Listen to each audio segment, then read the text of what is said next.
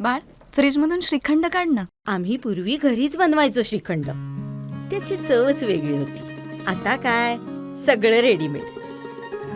आजी, हे श्रीखंड खाऊन बघ. आज तुझ्या आईनं घरीच बनवलं की काय?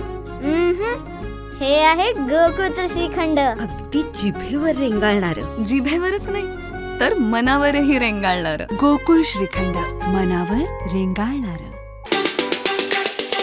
तर आपण सावंतवाडी असं म्हटलं होतं की ये अंदर की बात आहे, दीपक भाई हमारे साथ आहे. त्यावर दीपक भाई असं म्हणतात की माझी तब्येत बरी नसल्यामुळे मी काही दिवस बाहेर पडलेलो नाही आहे, मात्र माझ्या नावाचा वापर करणं चुकीचं आहे. मला मत म्हणजे शिवसेनेला मत. असं बघा, आदरणीय दीपक केसरकर साहेब हे ज्येष्ठ आहेत.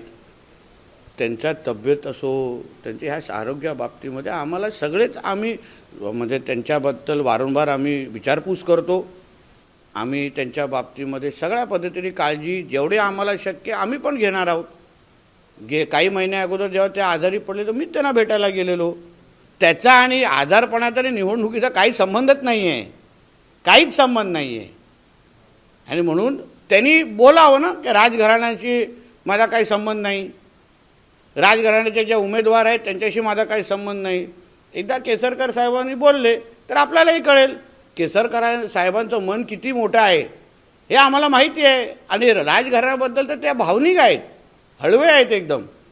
म्हणून त्या विचारांनी, त्या अधिकारवाण्यानी ते निश्चित पद्धतीने राजघराण्यातल्या व्यक्तीला आशीर्वाद देतील या व्यक्तीवर मी आजही ठाम आहे.